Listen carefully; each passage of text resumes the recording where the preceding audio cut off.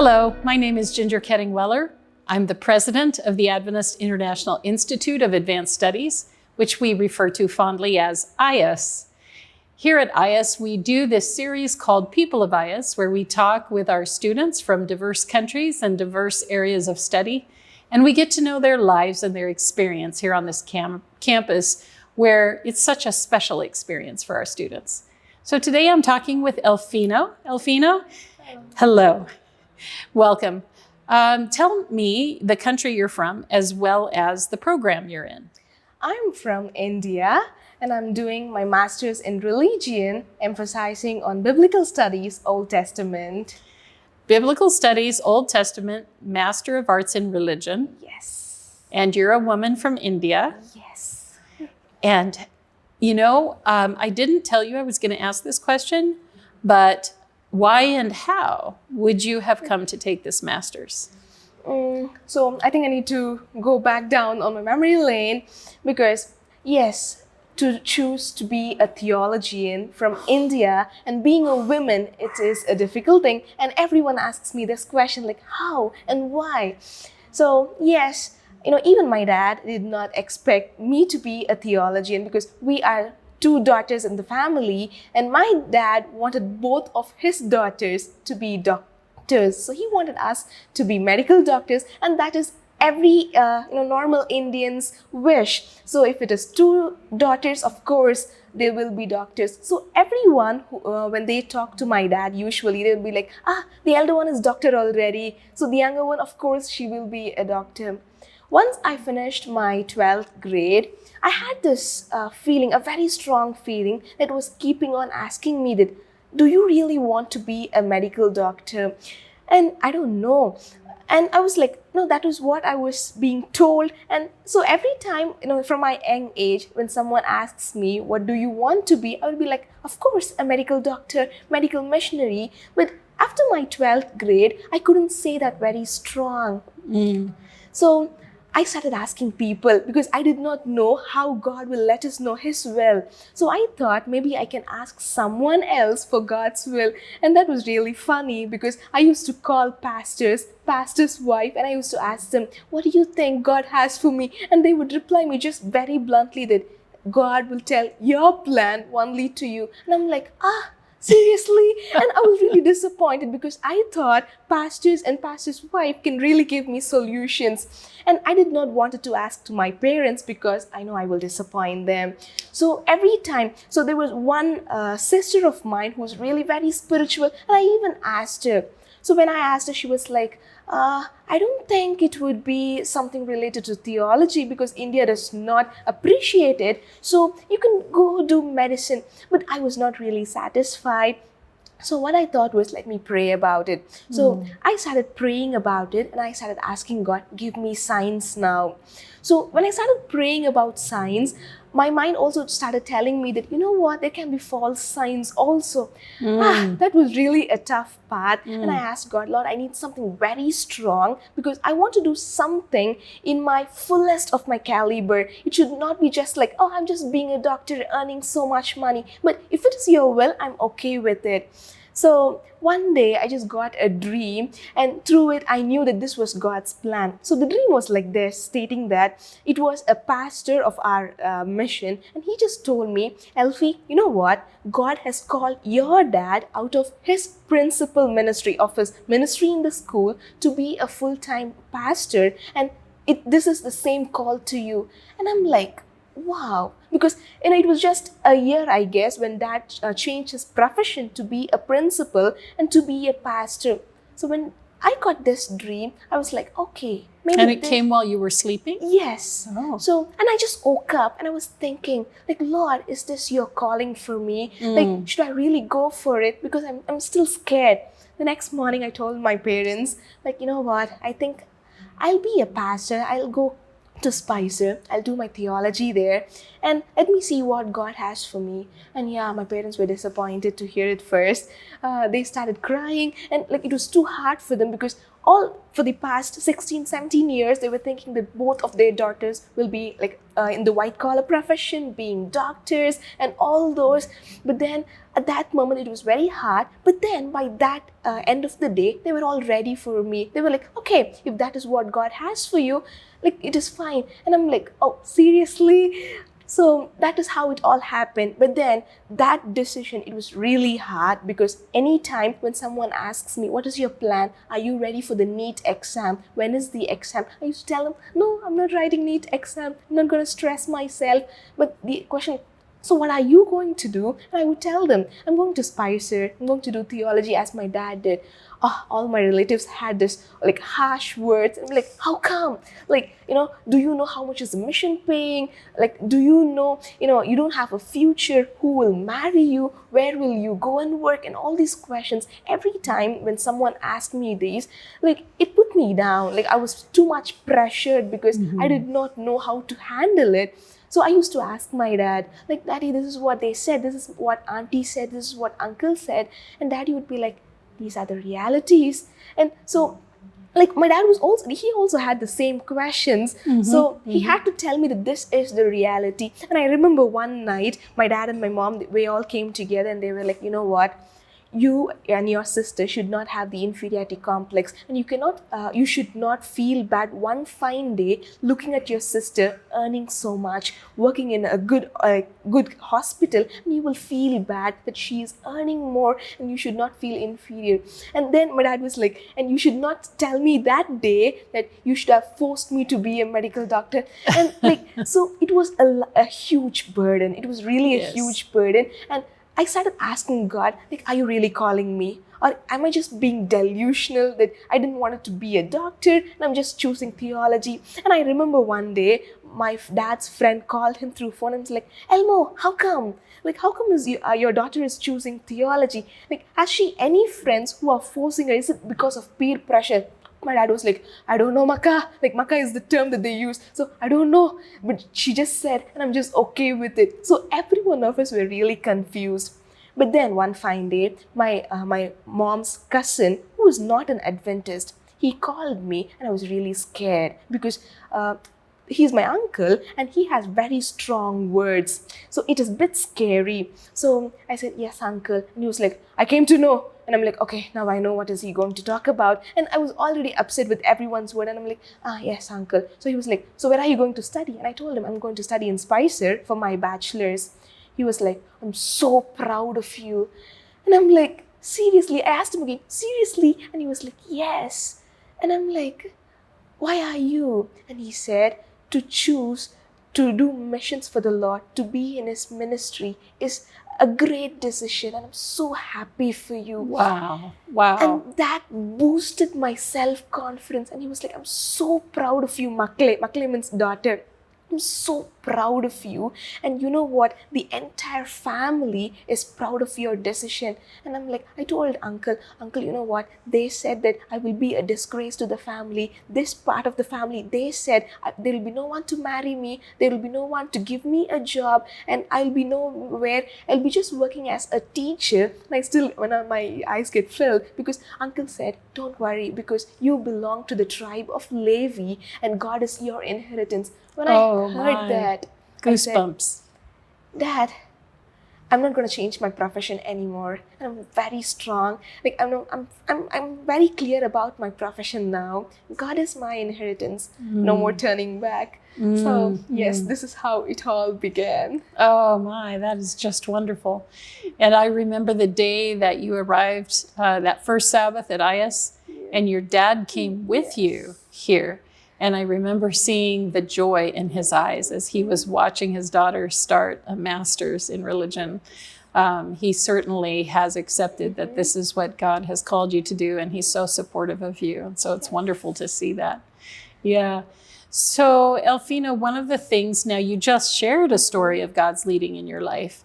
Was there something else that you wanted to share in terms of God's leading, your testimony? I would like to add, because, this is like 3 years back. I know for me, it feels like, I know I've shared this to so many people. So it is kind of an old story, but still it is a testimony. So I used to ask God what He has for me because I really don't know. And I don't want to go back working as a teacher in school because I know like what model teachers do in a school.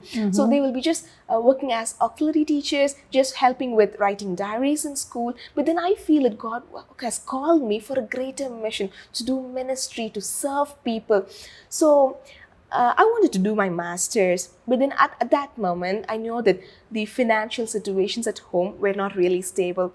So once I finished my bachelor's, the last May when I finished my bachelor's, I told my dad, see, I can go for work for 2 years. I will be supporting the family. My dad was like, with how much? I was like, they'll pay me 10,000 for a month. And he was like, okay, so on the whole, after all your expenses, you will get at least, okay, to just be generous, you will get 1 lakh. And with 1 lakh, there will be nothing that you can help the family. So he said, go for your master's. Do not delay. Go for your master's because I want you to pursue your master's and also your PhD before you get married. So that was his intention. He said the word PhD. Yes, he did. Oh my. So once he was very clear, and I was like, okay, if that is the case, let me go to Spicer, which is like not really far as AIAS, but still it is a bit closer to our home. So I said, let me go to Spicer, and Spicer is not really that expensive. At least we can manage it. So I will do my master's in Spicer. The same dad who was surprised and shocked when I said I will do my theology, he was like, no, you are doing your master's in AIAS.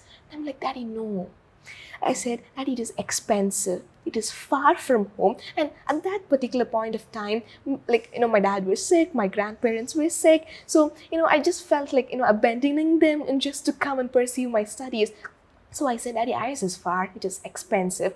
Let me do my PhD or something else in AIAS, not for my master's. My daddy said, no. Elfie, you are a woman, and if people have to accept you, if people have to trust you, you need to have value of education. You have to do it in the best place. And I'm like, Daddy, it is going to take your life out of you, and you would never enjoy life because, all your income would be just paid for my fees. My daddy said, Elfie, go.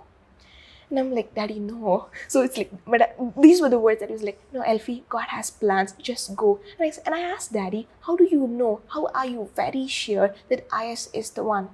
My daddy said, I know, but I don't know how. But then just go. So we started our paperwork for AIAS. So the thing is that I did not get my certificates from my previous college because their graduation and the convocation ceremony was only in the December. So I was supposed to be here by August. So AIAS was demanding me for these certificates, which I could not give them. So I was writing to AIAS stating that my convocation is only by December. So the first suggestion that they brought to us was come by January. So but my dad didn't want to waste months. So he was like trying all the means to get me in. So we were trying, and then AIAS came down to our level and they said, okay, if you could at least get the provisional, we are ready to go. So my daddy was like, he was trying all his means, and he texted someone, like he had a friend in my previous university, and he asked him, and he was like, okay, we can get your provisionals. So AIAS was demanding for a hard copy. But then Spicer University, they said, we will not provide you a hard copy, we can send a soft copy. So we said, okay, send us a soft copy. Yes, we will not send it to you, we will send it directly to AIAS. So there were a lot of confusions and things that was happening around. So I was telling Daddy, see, I see a lot of obstacles, and and all those obstacles are very real. So let's not waste time. Let me join Spicer for my master's. So every time I tell this, my daddy was like, no, Elfie, I don't see your future and God's plan for you in Spicer. I see it somewhere else. And I was just 20. So like being the youngest in the family, the one who was very much pampered, my daddy was like, no, I know that God has something big for you now, but I don't want to ruin it to just place you in Spicer. So we were all trying with all the level best to come into AIAS, but then we were expecting for a word from AIAS that just come, we will take care of it. But we were waiting, and it was almost July, and I knew that by 2nd or 3rd of August, the orientation and the classes are beginning. So one fine day, Daddy came with air tickets, and I'm like, what? And it was the tickets to the Philippines, to AIAS. And I'm like, Daddy, what are you doing? Like, I don't see anything. I don't see open doors. I don't see any hope. And why are you wasting money? So I started crying because I know the situation at home. I said, Daddy, don't. Like, you're just wasting money. And just because I chose theology, you don't have to take all of these risks. My daddy was like, no, Elfie. Like, I know God has something for you. So that day I was so upset with Daddy and I didn't talk to him. I was like, Daddy, this is so bad. And then he went shopping. He got all the things that I need to. I'm like, Daddy, what are you doing? And he said, you will see miracles. I said, I don't see anything still because, and it was almost the last week of July. I did not hear anything from AIAS. And at that moment, I did not have a Philippines visa also. All I had was US visa, and they said we can come into AIAS through, come into Philippines through the US visa. So I said, Daddy, no. Like, you are spending a lot of money and you're taking a lot of risk, and I don't see anything, and I don't see God's will here. This was the thing I was stating again and again because he was a pastor. So I thought I can put him down, okay, I can pull his spirit down with all these terms. But then no, he was so strong in his decision, and then he was all praying. 3 days before our journey to AIAS, I got an email from AIAS stating that, come, we'll take care of it. When I told that, I got an email from AIAS. My dad was like, see, I told you. I'm like, if I would have really waited for that email to arrive and then book my tickets, that would have really not happened. Mm-hmm, mm-hmm. So August 1, I started my trip to AIAS. We came here, and once we came here, everything was settled. Mm-hmm. So when I look back, I really see it as a big testimony because for me, through my way of looking at things, I saw that it was a closed door. AIAS was not for me. That was the thing that I always had in my mind. But then God worked through my dad, and he made everything possible. And I still remember because when my dad came here, he had surgery. He had a spine surgery. So even after that, he just came to make me settle in, to make everything right. And I still thank God. And it still feels like a dream that how God led me through. It was so beautiful, and I don't regret it at all. And I praise God for all His doing in my life. That's wonderful. That's wonderful. So your family was able to collect enough money for you to go to school. I think you have also applied for and gotten a scholarship, correct? Since you have been here. The first term, I think you were on your family's money that they supplied. So far, so good. Now, I want to ask you a question. When you arrived last year, you were 20 years old. Yes. So how is it being the youngest graduate student in AIAS? Was there anything that you noticed that was a challenge or interesting about that? Okay, let me start from the interesting part. Okay. You will be pampered by everyone. Pampered by everyone. Because they all know that I'm the youngest. So they'll be like, Ate, did you eat? Ate, are you okay? Ate, do you need any help? Because everyone in AIAS knew that I am the youngest. So, and everybody, whenever they talk to me, whenever they know that I'm the youngest, they get inspired. They're like, oh, you're just 20 and you're doing your master's. So when they say that, it gives me a confidence, and it reminds me that God has a special plan for me. Because, to do my master's when I'm 20, it is a blessing. So whenever people say that, Ate, you're just 20, and this year they'll be like, Ate, you're just 21. So when they say that, I really recall myself, and I just remind myself that God is still control of my life. So that is the interesting part of being the youngest in AIAS. But then the most challenging part is also the same, because when people consider you to be the youngest, some feel that, oh, you don't have much experience, you don't know the world much. So that part is there, but still it's okay, because AIAS is still the most kind place that I've ever been. So being the youngest has its own challenges, but it's still fine. Very good. Thank you. Thank you. How has your experience at AIAS developed you for leadership? And to us, it really doesn't matter what age you are on our campus. We're developing the academy kids for leadership. We're developing our graduate students, our staff, our faculty for further leadership. How has it been for you? For me personally, AIAS has been a very different place. And I learned by seeing a lot of things. For example, I come from a cultural background. We yell at people, we be very harsh to people, and that's very common. But then, the last time I went home was last June and July. So it was around 10 months of time where nobody had a chance of yelling at me, even when I was wrong. So now the first thing that I learned was that you don't yell at people, you don't shout at people, you treat people very nicely, you treat people with love. So the first thing that I learned was it, because, in India, specifically, because if you are an official or if you are leading just at least 3 people, you can shout at them and you can just make works done. But it's not the same here. You treat people with love, no matter how younger they are, no matter how old they are. You treat people with love, and even when they are wrong or even when they are right. So the first thing that I learned from AIAS about leadership was that. I mean, when I was talking to my dad about this interview, my dad wanted me to tell this.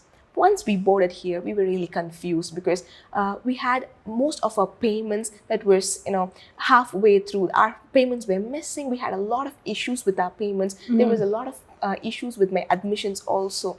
The first thing that we noticed was every, people from every office came out from their office to help us, and it was like so nice of them. Even the finance controller, we were in the admissions office, the finance controller, she came out from her office just to help us and make it through. Even the chief accountant, Ma'am Beledis, every one of them, they came out of their office, and it was something so special. Like, why would they do to me? Like, I'm just an ordinary student, and like, that was so good. And they just said, oh, you are here already and everything will be fine. And I'm like, I was already home. And my dad was like, he never felt bad that he's leaving his little one, who's just 20, to be in a foreign land. He said, Elfie, this office will take care of you. Like, even with Ma'am Jen, Ma'am Beledis, every one of them, they said, you are here. The assurance that they gave and stepping out from their office to help you was the second leadership lesson that I learned. And it still feels so good, because the first day, when you're completely startled, when you don't know what is happening, when they come down to help you, was the best part that I learned in AIAS. And then if I should say more, the scholarships. Because, in my previous college, we don't, previous university, they don't have scholarship, which is like this, like which really helps like this. And also the God's Food Basket Ministry.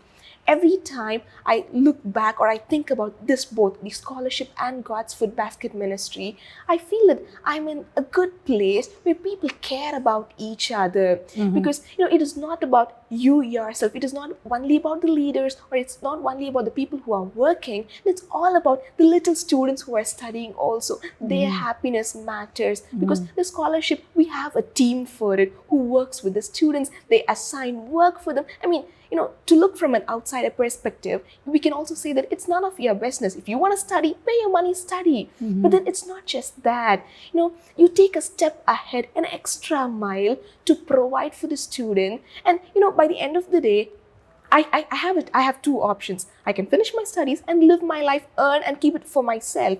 But then there is another option that I can help others also. The administration will never know what I am doing, but then still the idea of helping and doing it for the students' sake, I love it. So, everything about AIAS is not only for themselves, but it is more for their students' welfare and for their happiness.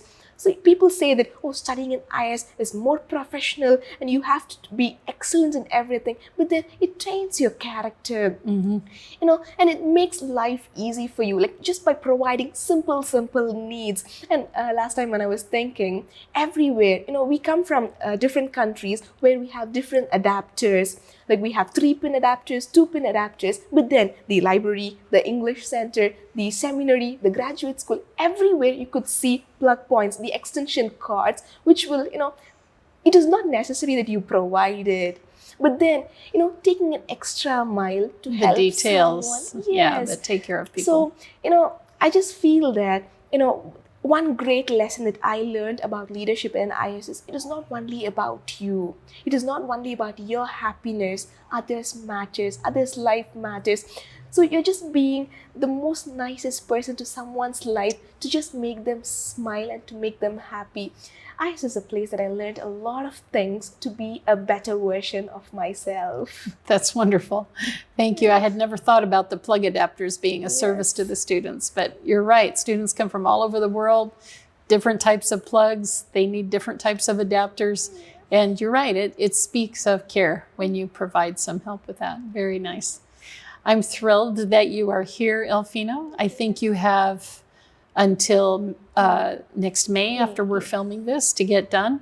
And then you have dreams and plans after that, according to God's leading, however that works out. And so I pray that he'll be with you and see you through that safely and securely. Clearly, he has a plan for your life. Thank you so much. Thank you, Dr. Ginger.